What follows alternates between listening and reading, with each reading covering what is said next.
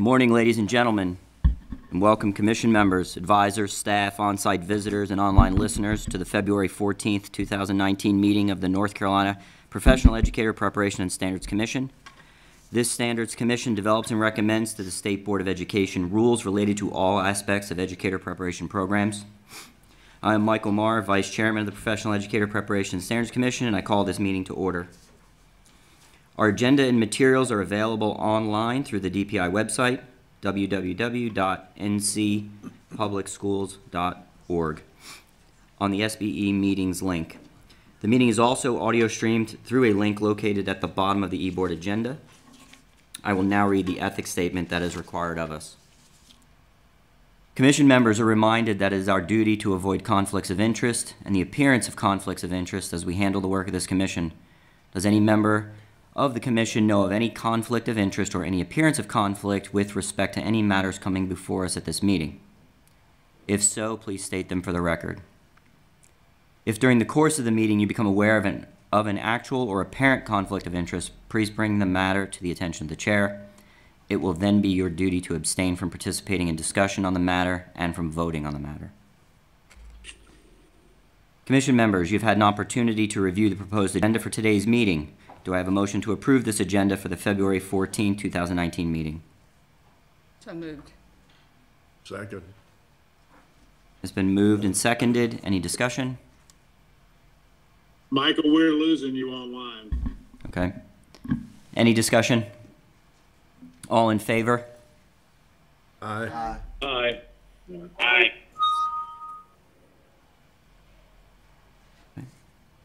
The minutes from our previous commission meeting on January 17, 2019 have been prepared and made available to you. Do I have a motion to approve these minutes? So move. Second. It's been moved and seconded. Is there any discussion? Hearing none. All in favor? Aye. Aye. Aye. I will now call on Dr. Kim Evans and Dr. Tom Tomberlin to provide the Board of Education and NCDPI updates. Good morning, everyone. Good morning. Today we'll have 5 items for our updates, and I'll be doing the first 3. The first update is on LICN 001. It went in for an action item for the February State Board meeting. It focuses on the out-of-state teacher licenses and accepting exams from out-of-state for NC licensure. So this will be brought back to Pepsi this month, later in the meeting, because we've heard back from the field that it needs a revised start effective date for this policy change. And also on top of that, the state board wanted Pepsi to discuss a plan to monitor the out-of-state teachers during the last state board meeting. In addition, state board requested information on states where we recruit from the most, and they wanted to know what was done to certify or to license those teachers. And at this time, NCDPI is not able to have that type of data, but that's something that can be done in the future. It will go on the agenda for State Board as a discussion item for March. LICN 003, licensure exams for elementary education and ECGC, that's the math content exam change. The concurrent math exams were talked about for the elementary education and ECGC. It was a discussion item for February, and it will be an action item for March State Board meeting. The one area that was talked about was a data update on the pass rates, and the pass rates that were presented to the state board in the past were looked at on a yearly basis. And the pass rate, so it was seen as 2014-15 as 65%, 2015 to 2016, 58%, and 2016 to 2017, 55%. But looking at it on a cohort basis over the 3 years, for 2014-2015, the pass rate for the Pearson test for test 203, it was 86%. So there's quite a bit of difference looking at the entire cohort over the 3-year period. And then eval 002, infield, out of field teaching assignments. That is now eval 034 because an 002 already existed. It was action on first read for the February State Board meeting. But there's 2 changes that need to be made to it to comply with ESSA guidelines, requirements, and Dr. Tomlin will talk about that later in the meeting. And without these changes, North Carolina will not be compliant with ESSA. It will be an action item for the March State Board meeting. Any questions about those 3 items? Thank you.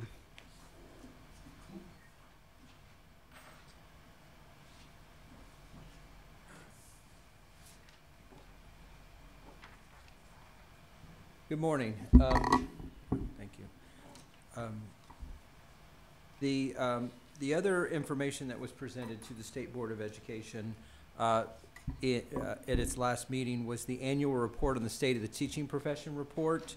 And as usual, it always sparks interest and discussion about what's happening with the teaching force in terms of attrition and mobility across the state. And so just to hit some of the, we don't have the PowerPoint, please.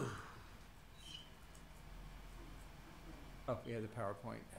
Just to give you a brief overview of this,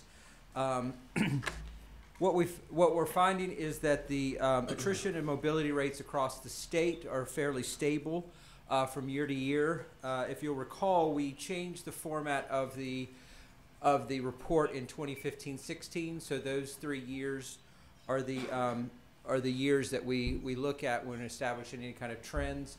And you can see that roughly the attrition rate is very stable. If anything, it's moving down. It's moved down 1 percentage point from 2015-16 to this. Are you having trouble hearing online? Okay. Okay. I'm good? Okay. So 1 percentage point from 2015-16 to the 17-18 school year. And you can see that mobility is fairly stable as well at about 4.5%. We also looked at attrition by year. I'm going to let you drive so you can center it. And of course, what intuitively we would see that beginning teachers have a higher than expected or higher than average attrition rate from the state. And then in about year 25, that starts ticking up as retirement becomes financially viable for these teachers. Can I interrupt? I'm sorry. Sure. Can you go back to the previous slide? Sure.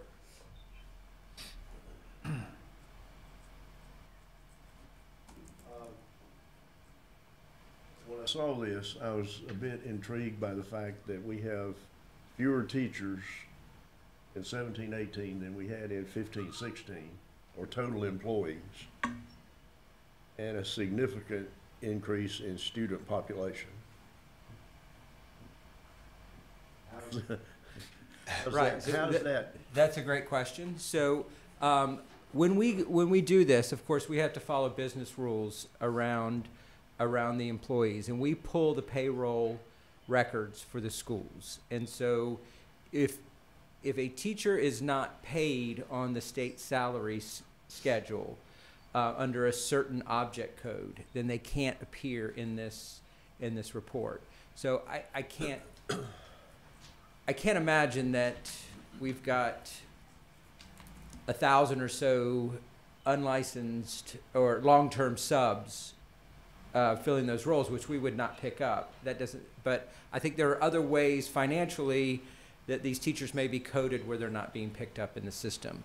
maybe Mrs. Jones might have some insight. Well, I into that. agree with what you just said, except for the fact that I think you would be surprised at the number of full-time subs that are not being picked up here, and the fact that we have collapsed classes and have teachers teaching extra sections. I just did that again this morning with a math and possibly AP government, where I'm having a second-year teacher, math teacher, pick up and teach an additional section of math, and, by the way, go in and co-teach with a sub in the other two sections of math, flipping them back and forth. And you would not pick that up because the state will not pay. Even though that's a vacant position, the state will not pay for that teacher for us to buy back his planning period. That has to come out of local dollars. funds. And so that would not be captured in this report. So that's an interesting perspective on it, and I think that represents one of the challenges we're experiencing with this, the way we do this reporting. We're basically saying, here's vanilla, we're going to measure vanilla, but the districts are forced to, I'm so sorry. The districts are, we're measuring the standard operating procedure, but the districts are forced to come up with innovative strategies to staff classrooms that may not be reflected in the report. Thanks, Jim. That's good. But it can be a little confusing when you look at that, if you know the rest of the demographics that That's are right. involved. Section is highlighted there because the data were incomplete at the time of the report. We've since updated that. TFA represents a larger segment of the teaching force than that. It's about 450 teachers across the state, and they have an overall attrition rate of about 28% and a before contract term attrition rate of about 20%. So Tom, can I just comment there, because I think that's very important for folks to understand that the Teach for America and BIF or participate or any international program that we're working to hire teachers from, that is a pool of teachers that are meeting a critical need right now, but that also gets counted against us with the attrition and the mobility and all of that, because we don't have a choice with our international teachers but to end those agreements as part of the contract with those agencies, and they have to go back. So we might get them for five years, but they are meeting a need because we have a shortage. Right. And if we didn't have all those folks, there'd just be a much bigger vacuum there. Is there a way to do a similar before contract term attrition for like VIF, for some of these other groups? So VIF, we do report the contract term. If you'll notice, VIF Oh, I'm sorry. Yeah, has okay, I a see it now. lower I was- average attrition rate than the overall attrition rate for the state. So very stable in They can be terms here of for being 5 here. years, But right? you can see that when the contract is over, that of course the attrition rate, that's a forced attrition because by law they have to return to their home country. There are a few exceptions to that, but it's pretty rare. And of course, Teach for America is always going to operate at about a third, because at any given year they have 3-year terms. Is it 2 or 3? I think it's 3. Or Teach for America? Yes. I was thinking it was 2, but 2? now we don't have any in our district, so Okay. I don't want to speak to that. So you're always going to have a 2 years. It's 2 years. So you're always going to have a fairly high attrition rate there. There's not much, we need to bear in mind there's not much that the LEAs can do about that. Most of this I'm going to skip until slide. Can I ask a quick question about Yes. that? The slide right before. So initiated by LEA would mean that the district chose not to reemploy. That's correct. That's correct. That could be dismissal, resignation in lieu of dismissal, failure, just not renewing the contract. There are a multitude of reasons there. Not passing the licensure exam. Not passing the licensure exam would That'd be be part in of They're that. captured there as well. We always try to keep an eye out on the attrition.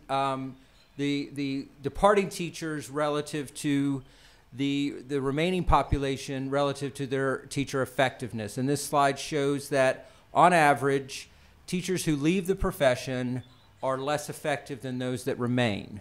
However, we always point out that doesn't mean within the group that depart, there are highly effective teachers. So it's not as if only those teachers that are less effective are leaving. It's just on average, they are less effective than their counterparts who remain.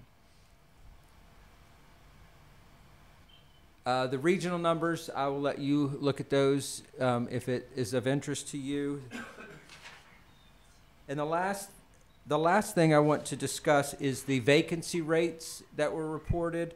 So here's how we capture it by measuring the first day. We ask for vacant teaching positions in the LEA on the first day of school and on the 40th day of school. And that's to give folks a sense of what the district is facing on day one and how that gets resolved by the 40th day. And you'll see here that the numbers are very, very stable.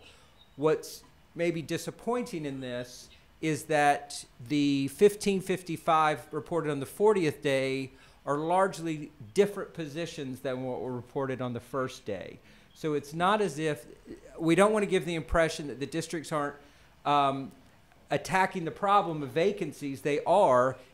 What we want to give is the message that this is a constant battle against churn that the districts experience on a day-to-day basis. They fill that one that was empty on day one, and by day 40 they have a different one that's a different vacancy that's taken their place. So the challenge of the vacancy rates and filling those is a very real and dire situation for our LEAs.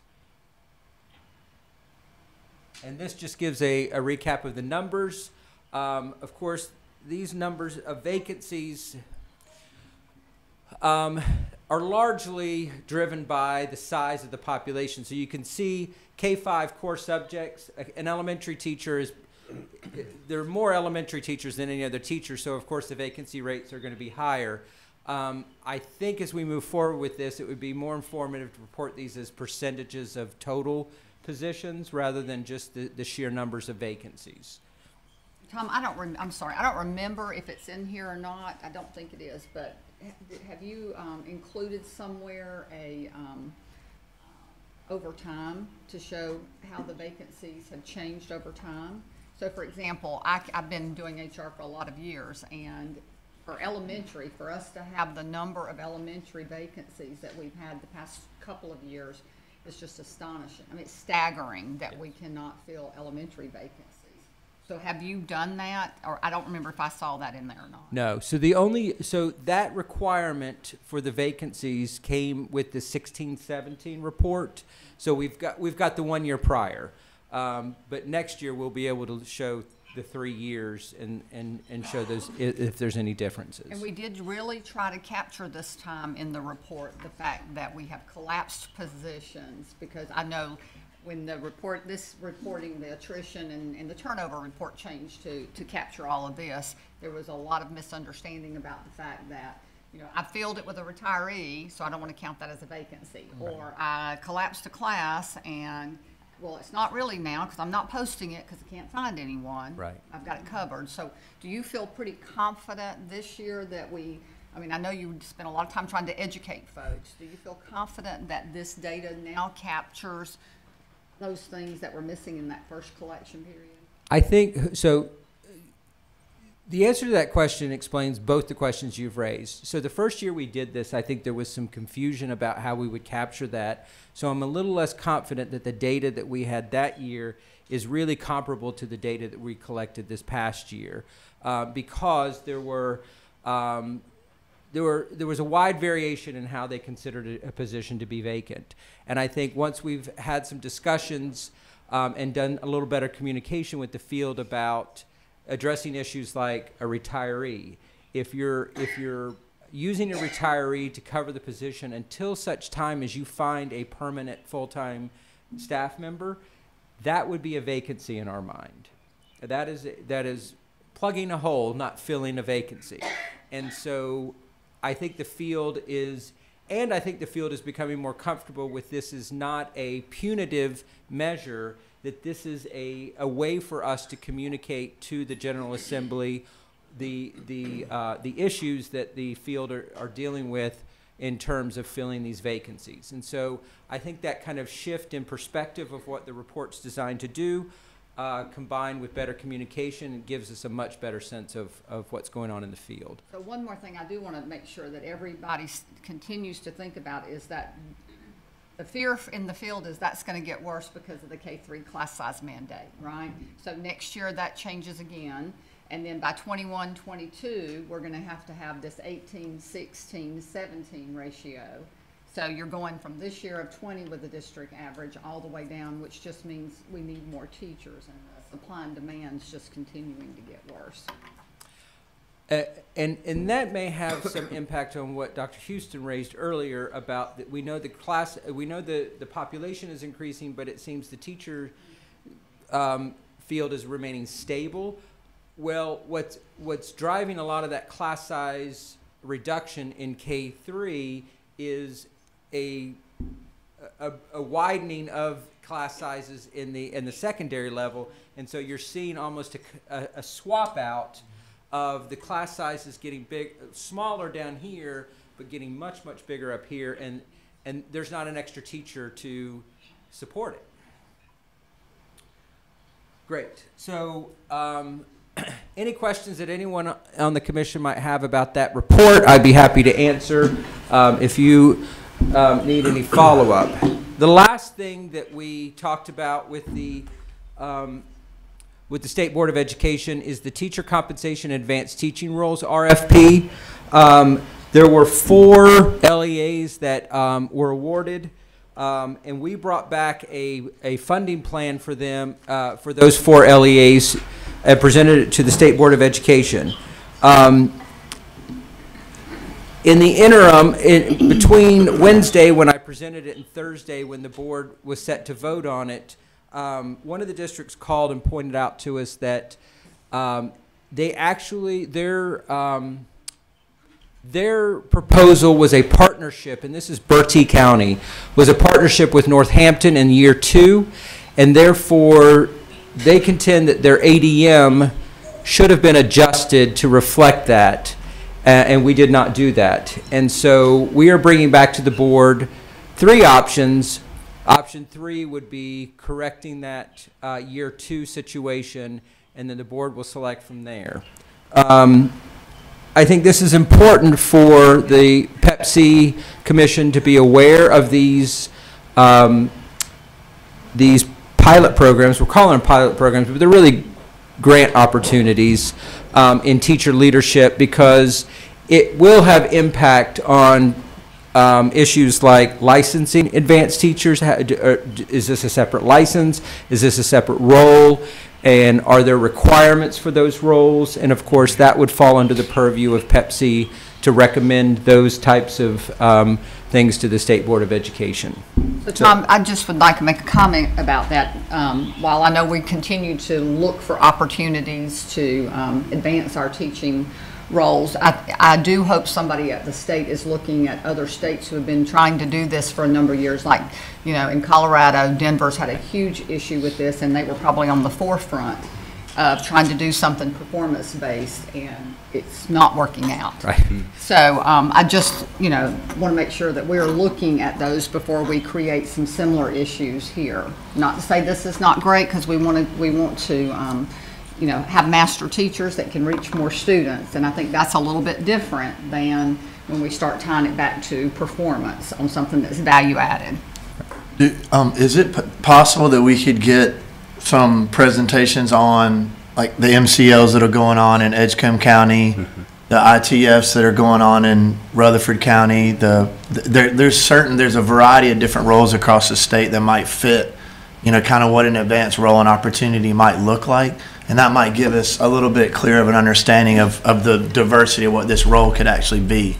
I don't know if that's a possibility, but it might give us a little bit more clarity with that. Are each of these different, right? So is Bertie's program different from Halifax and her? Like, so did they each submit a different plan with advanced roles, or was there one set of roles that everybody subscribes to?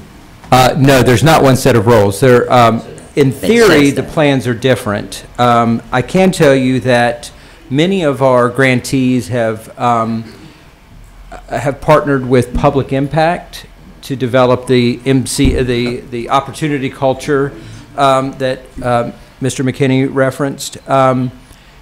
That is one common theme, but Bertie County, in their partnership with Northampton, they have a different partnership with RTI, and I think there's some variation to that.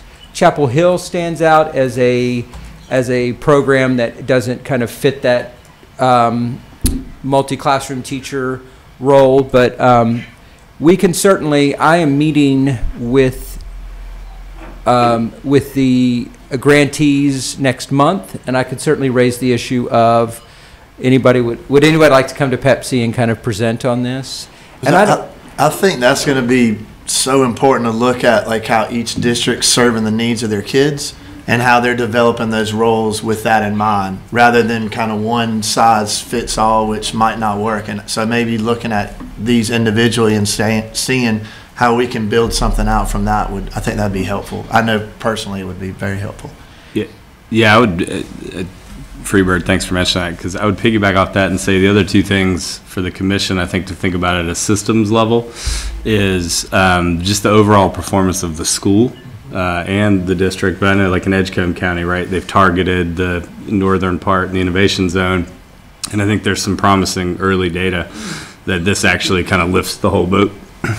And then the other is retention of top talent. I mean, I can't speak to the other ones you mentioned, Freebird, but in Edgecombe County, at least, Teach for America is seeing a considerable retention uptick. And I think a lot of it is because, our folks who are doing really well as in beginning teachers in their career see an opportunity for more impact and to grow their leadership.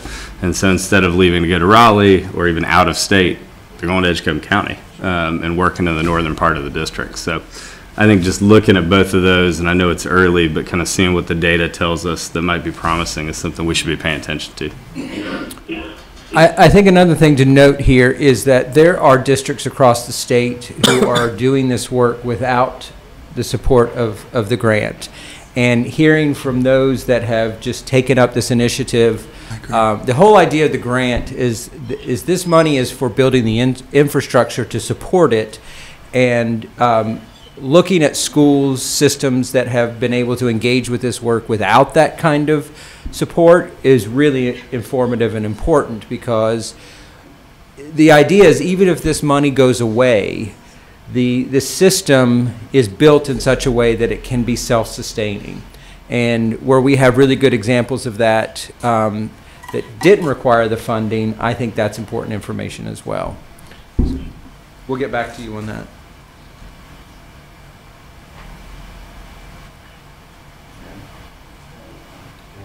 Thank you, Dr. Tomberlin. Dr. Evans? Now, Dr. Tomberlin will revisit policy LICN 001 and eval 034 for discussion and action. Okay.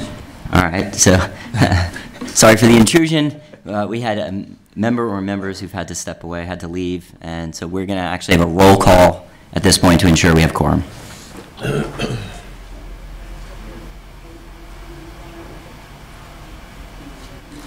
Dr. Bullock? Yes. Mr. Childers?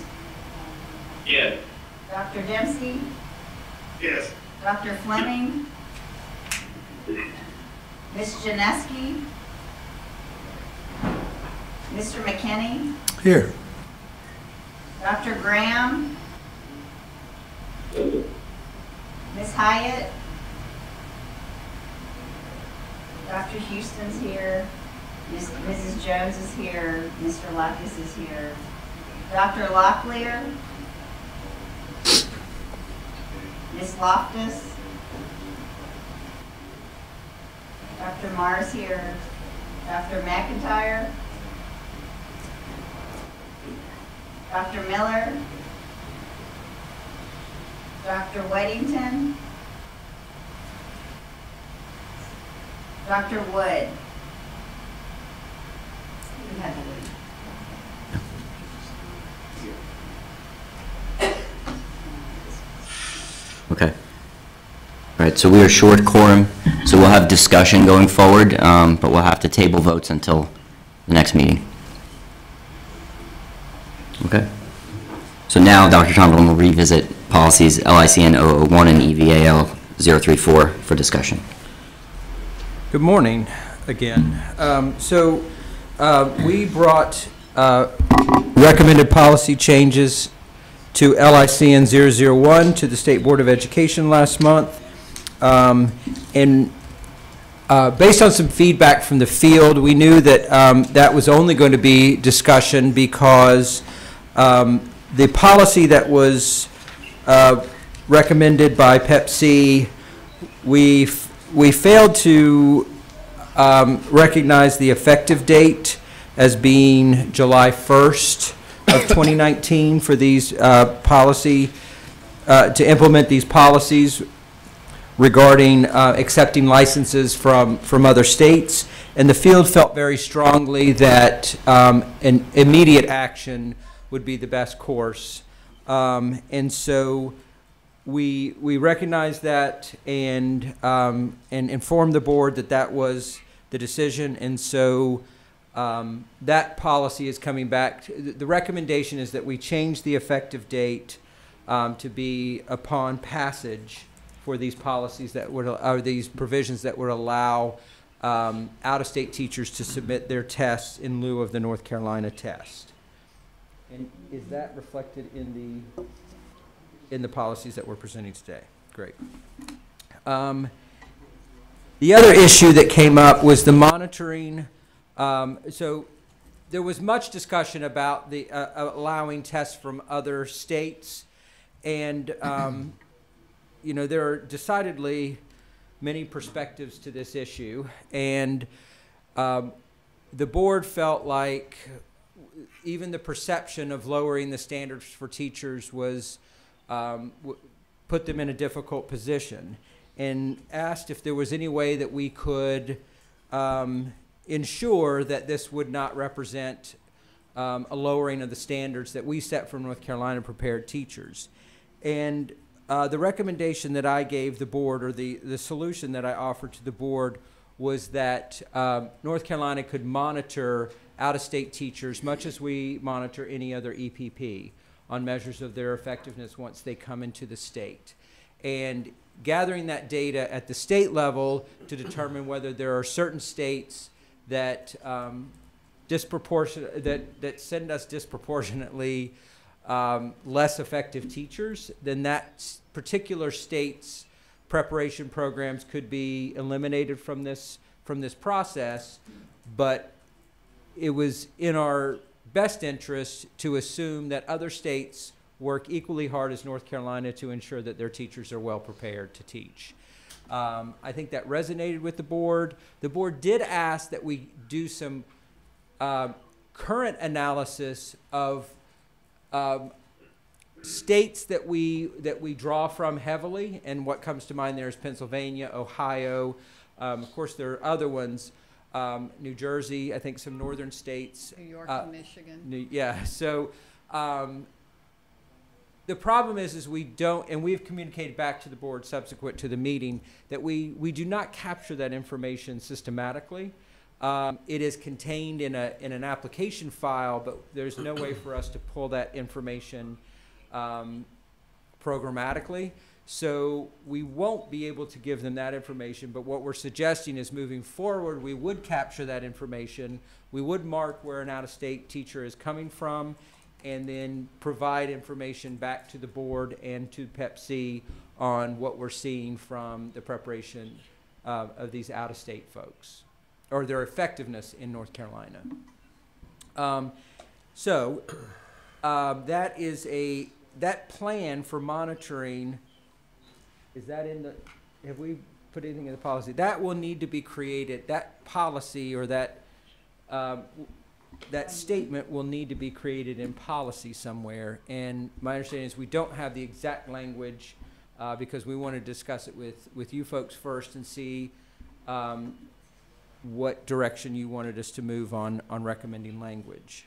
This is Glenda, and I can tell you from our task force meeting yesterday and from the field, we think that's a very good compromise to be able to add that language into the policy and to fix the effective date so that we can get this back in front of the state board quickly, because we are already heavily into our recruiting season.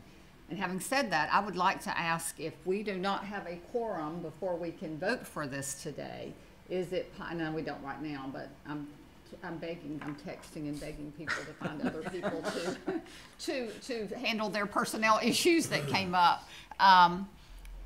If not, can we have a called meeting between now and the state board so that we can take action? Yes, I think if we get, I think that would be in our best interest, even if we can get everybody calling in, just to get the vote, because this definitely needs, we're getting up against a recruiting season and the end of the academic year, so we need to make sure we move this forward with the board as quickly as possible. And we will work on the language of the implementation, the monitoring plan, and make sure we get that out to everyone before we call a second meeting for a vote, if that's what's required. And then finally, the issue of a baccalaureate degree coming from a regionally accredited institution. So there was some conflicting language or some non-conforming language in the policy. The permit to teach, so there are two, so we have created an on-ramp to the residency model for teachers who are not traditionally prepared or may not be ready to enter the residency model right away, and that is to leverage the permit to teach as a one-year non-renewable license that doesn't have a lot of requirements other than you have to hold a bachelor's degree, a baccalaureate degree.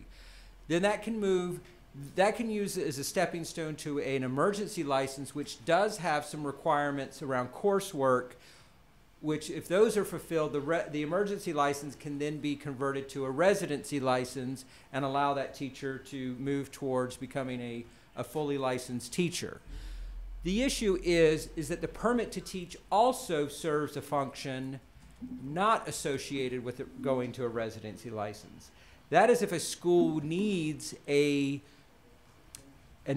college-educated person to fill a teaching position for that year. And that's a very, very important function of the permit to teach. It gives the school district some continuity, especially when they can't find a fully licensed teacher to fill a role. We need that license to function in both ways. We need it as an opportunity to fill an immediate need, and we need it as a way to bring teachers into the profession. The requirement for that permit to teach required that the teacher have a baccalaureate degree from a regionally accredited institution. And so we want that language to come out of the permit to teach, because that requirement doesn't need to exist for the permit to teach. Where it becomes important is when the emergency license is in play, because the emergency license is an on-ramp to the residency license. And in order for the teacher to convert the residency license to, the emergency license to a residency license, they need that regional accredited baccalaureate degree. And so we took it out of the residency license. That's right. Actually, Dr. Evans reminded me that what we're actually proposing is that we take that regional requirement out of all of those policies. So the residents, because they're going to be affiliating with an EPP, they will be working with a regionally accredited institution prior to being licensed, given the residency license. So that affiliation will occur with the residency partner, and we don't see that the regional accreditation is necessary either for the permit or the emergency license moving forward. So would we just leave the word accredited university in there and just take out regionally, or you're just proposing we take that out, period? We just say baccalaureate degree. Just baccalaureate, okay. Because if the school's district is using the permit to teach just to get somebody in there, I don't think the regional accreditation is going to make the difference in whether those kids, in the experience of the kids that are being served. If they're using it for advancing along that pathway, then it becomes an issue. Now, what's really important is communication to the field here, because we don't want, there are some EPPs who may not accept a candidate unless they come from a regionally accredited university. And so we need to be very clear that just because we're opening the door on this side doesn't mean we're forcing the IHEs to do, or the EPPs to do something that's against their own policies.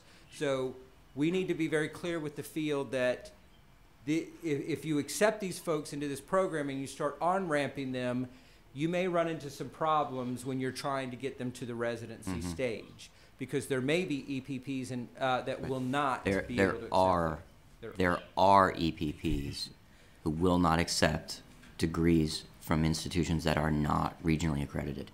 And so you will absolutely have individuals who want to transition from an emergency permit to a resident, and they may not be able to.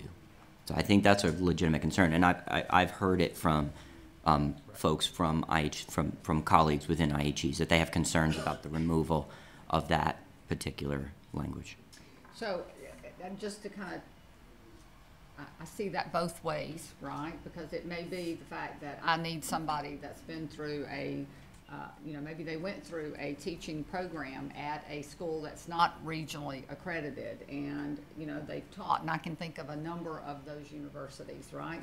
And they're ready, they can come in and they can do the permit to teach, right? And we can get them in there. And then they might be able to get into either a residency model or a master's of teaching program based on whatever university they can find. So there'll be as many, I understand what Dr. Meyer's saying here, but at the same time, I can think of some that have some really good programs that are not necessarily regionally accredited and could come in and have a pathway, right? That would be and I have to be careful about I say this because we hire a lot of lateral entry people, right? We now have a quorum Welcome back, again. Dr. Wood. Welcome back, Dr. Wood. I'm actually out of school using the computer real quick. Yeah, we don't care where you're at, so we're just glad you're here, okay? All right, but I agree with what he's saying, but at the same time, I think we have to have as many opportunities as possible to get folks in there that may be qualified and can transition through some other alternative way. I agree, and I think that's why communication is extremely important here. We don't want any teacher to become disappointed that they started down a path and now they can't go to, let's just say, for instance, North Carolina State to complete their residency license. But an EPP is not always an IHE, and there may be plenty of EPPs that can support that teacher. So as long as we're very clear about what we're doing here and the rationale behind it, and particularly the LEAs, the licensure specialists in the LEAs are aware of the implications of bringing in folks with degrees from non-accredited, regionally accredited universities, then we should be able to make this work without, I think it's very clear we cannot put any kind of conditions on the IHEs about who they can accept or not accept. And that we need to be very clear in policy that we are not doing that. Okay. All right. And I think we may need to. So we need to go ahead and vote if we can. So could I make a motion? Yes. Do I have a motion to approve? So do I have a motion to approve the revised effective date for out-of-state license holders and for the emergency license to be sent to the NC State Board of Education in March? So moved. A second. It's been properly moved and seconded. Any additional discussion? Okay. So all in favor? Aye. Aye. Any opposed? Okay, the motion carries. Excellent. you. So this does not address the monitoring plan, but I am looking to our legal counsel to see if that monitoring plan can be presented as an operational piece of the policy rather than actually in the policy itself, and we take it to the board that way. That's a great question, Mr. Tomberlin. It certainly sounds like it could be an operational item if Pepsi were to recommend it as such. So recommended.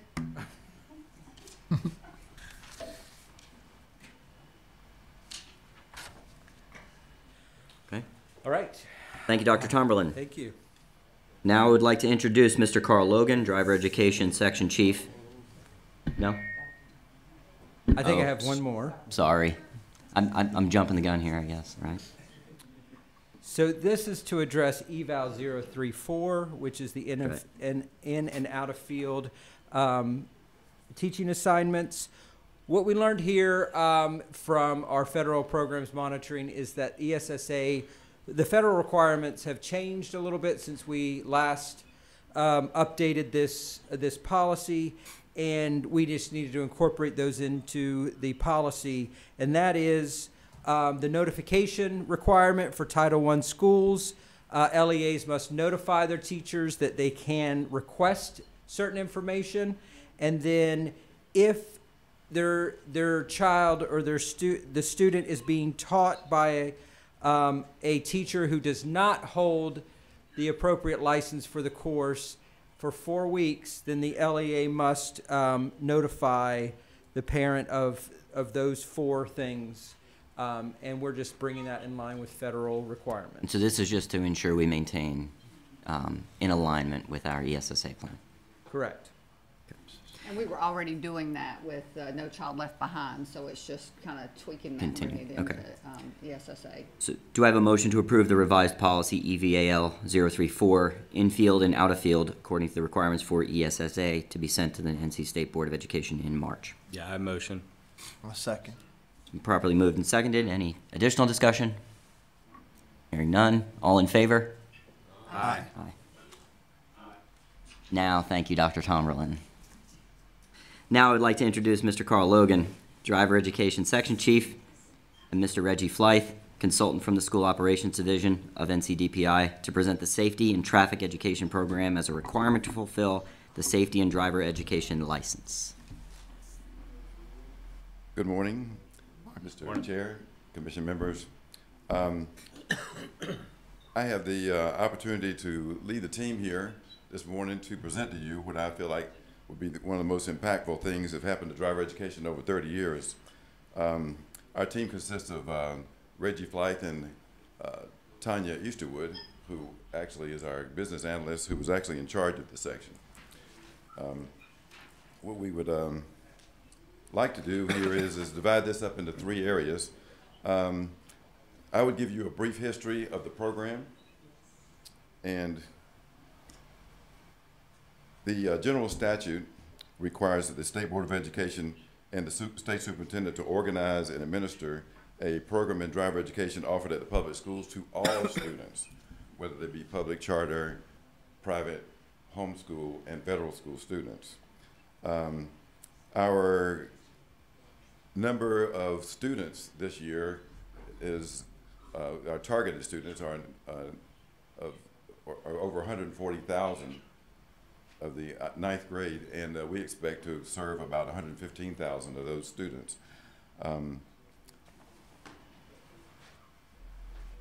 Policy allows that districts use commercial school teachers or contracted teachers or in-house teachers is what we will refer to those as. Move to the next slide. Am I doing something wrong? It's not me.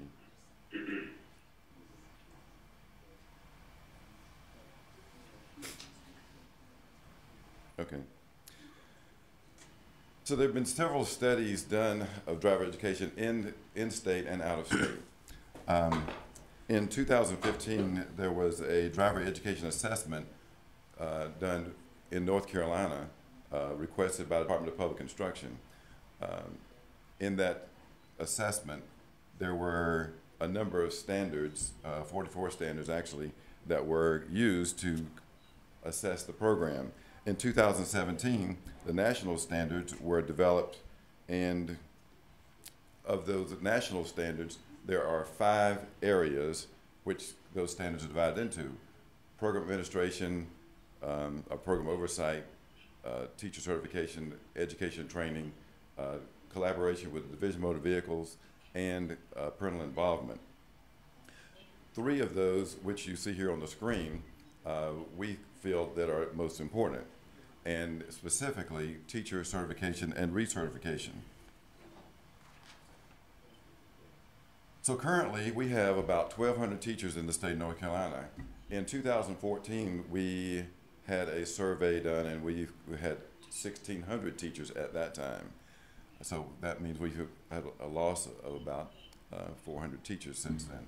And so we are looking at a situation where in recent years, Appalachian State and North Carolina A&T had programs for certification of driver education teachers. East Carolina was the last university to have a certification program. In 2014-15, you see that that program was ended. The remaining way to become a driver education teacher is through a commercial motor vehicle program through Division Motor Vehicles. Within that program, there are 3 driving schools in the state that are allowed to train their own people. Currently, we have about 300 retirees that are working in driver education. And lastly, the policies that govern driver education are the ones that you have on the screen here. In 003 and 004, it specifically states how the driver education policy is written for our teachers. Next, we have Mr. Reggie Flythe, who will come up, and he will go into the main parts of the program which we're presenting. What I'd like to do is give you a little brief introduction to Mr. Flythe. I met him in 1997. He was a teacher at Southeast Raleigh High School, which there he was affectionately known as Coach Flythe. In 2013, he became the consultant for driver education here at the Department of Public Instruction. In 2015, he retired. I brought him back as a subject matter expert in 2018, last year, and he is a past president of the American Driver and Traffic Safety Education Association, which is the national association for driver education professionals. I bring to you Mr. Flythe.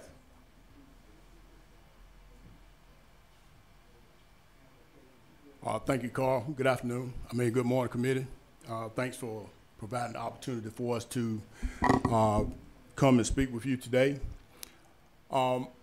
Just briefly, the course entry requirements that we have currently are concurrent with what DMV has for the 80-hour course. Even if you are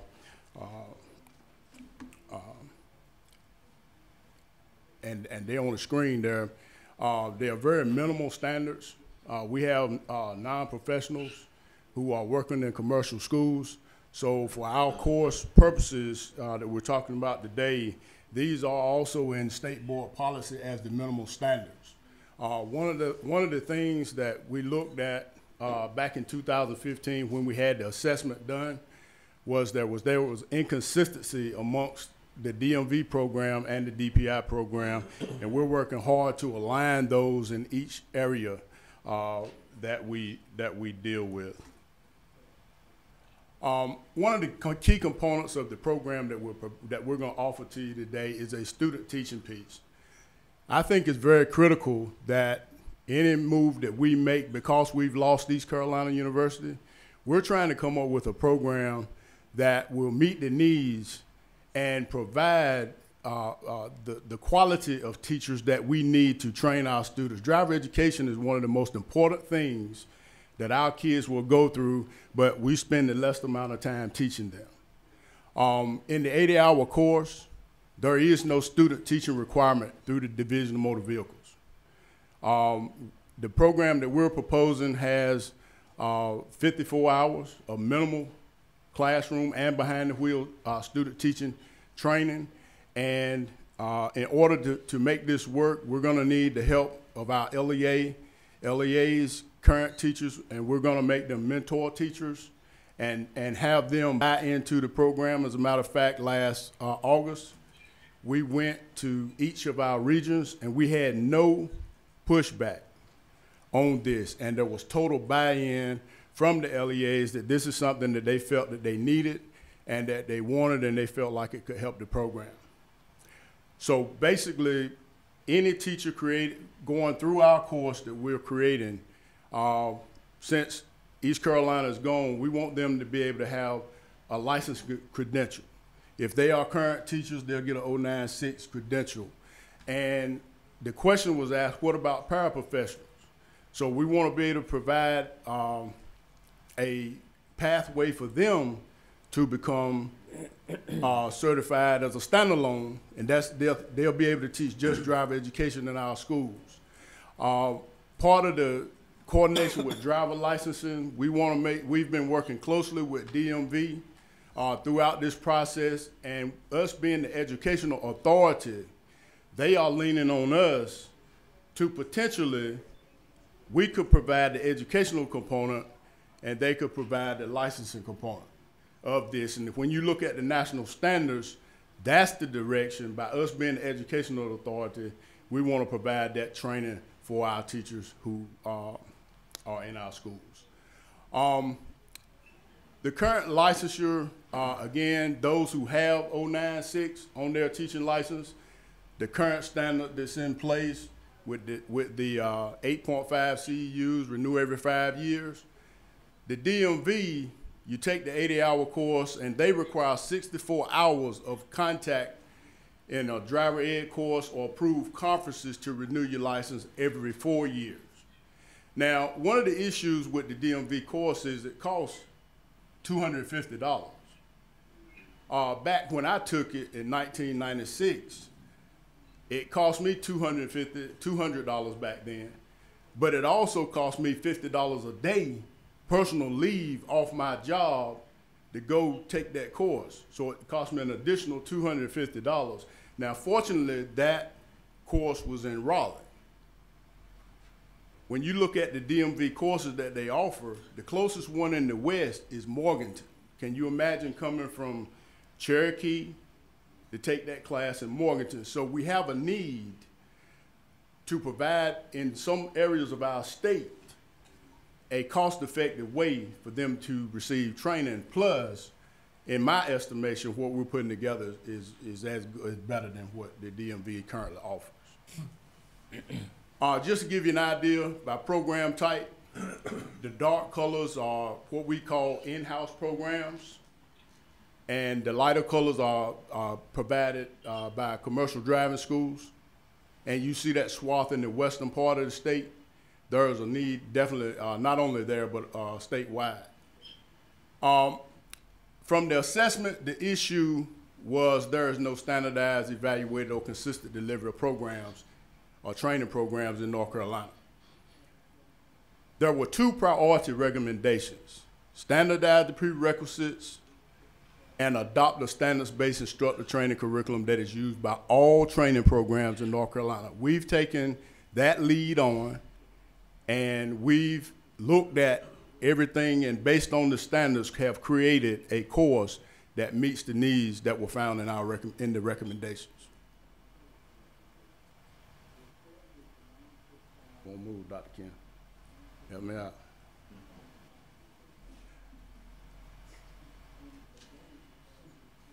You heard Carl talk about ANSTI. ANSTI is a group of professionals, including ATSEAL, which I was the past president of, the AMVA, the American Association of Motor Vehicle Administrators, the Transportation Safety Board. All of these people compose that group. Because not only is it unique to North Carolina that we've lost our teacher training programs, that's a nationwide issue. Right now, there are only like 3 places you can get certification at the university level in driver education, and I don't think North Carolina accepts any of those. Do they, Susan? I don't think North Carolina accepts driver education courses from any other state, do they?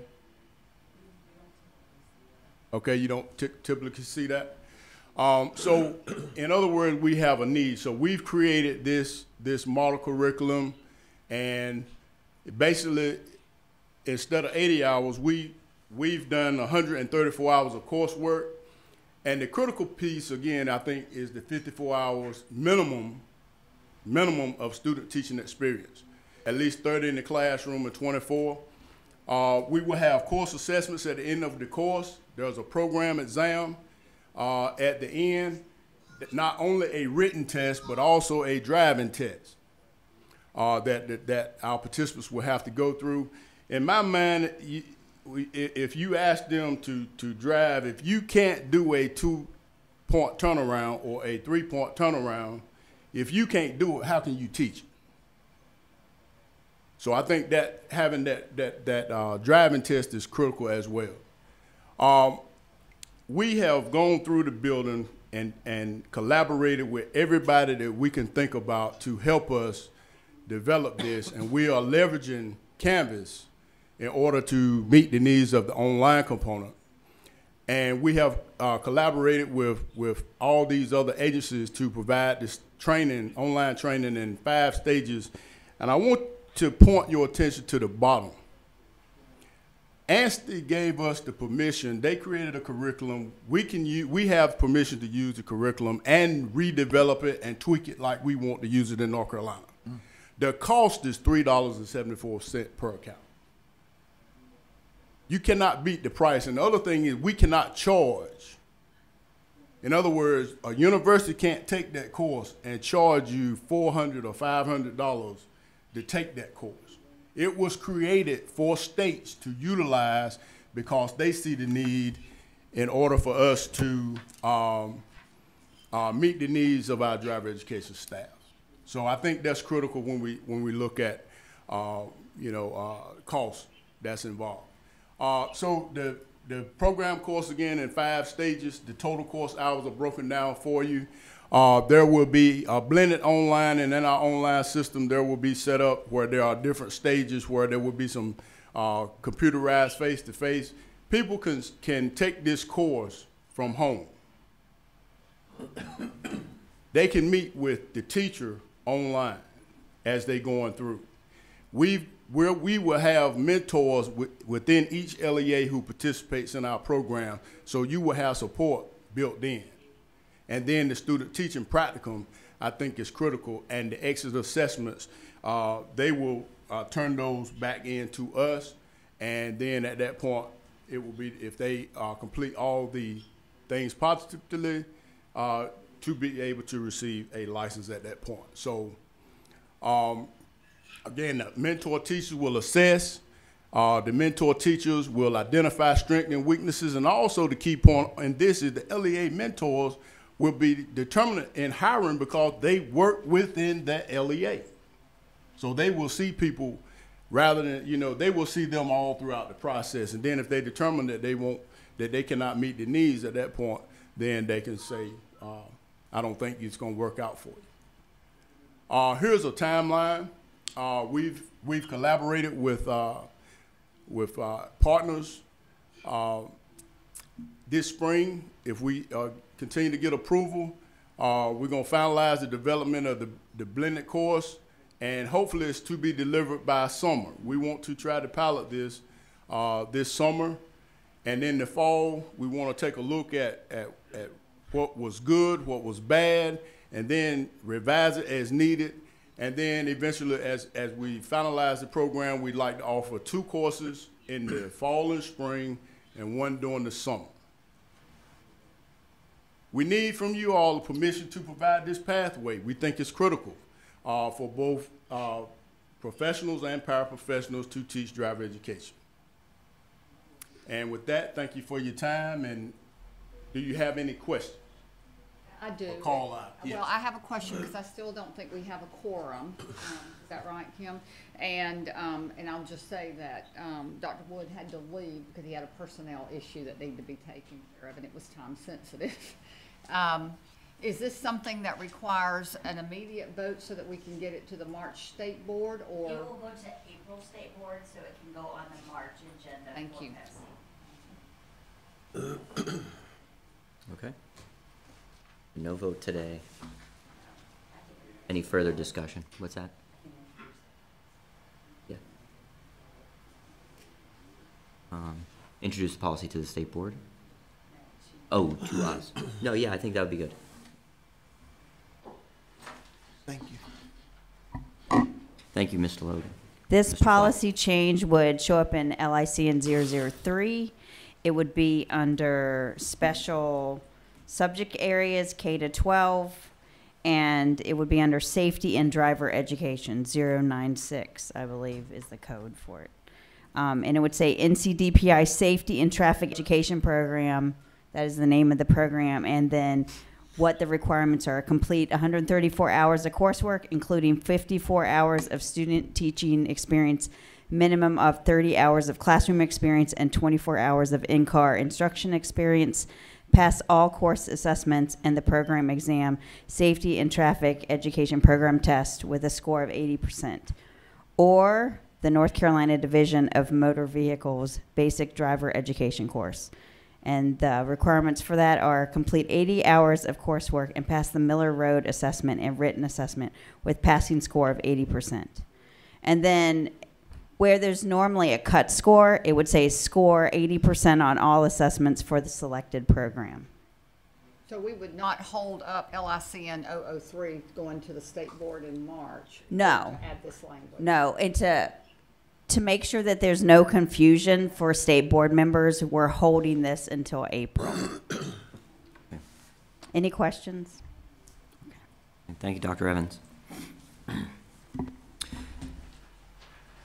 Thank you, commission members, advisors, and staff for your preparation for the discussions. I remind commission members that our next standing meeting will be held in this room on Thursday, March 14th from 9 a.m. to noon.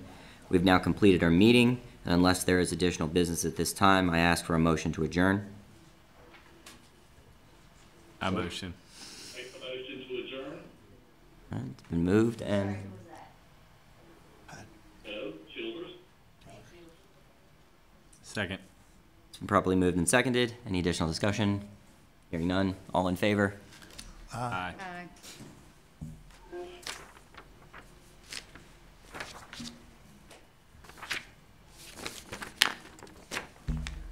Motion carried. There you go. My gavel for you. And our next meeting's 14th. March 14th.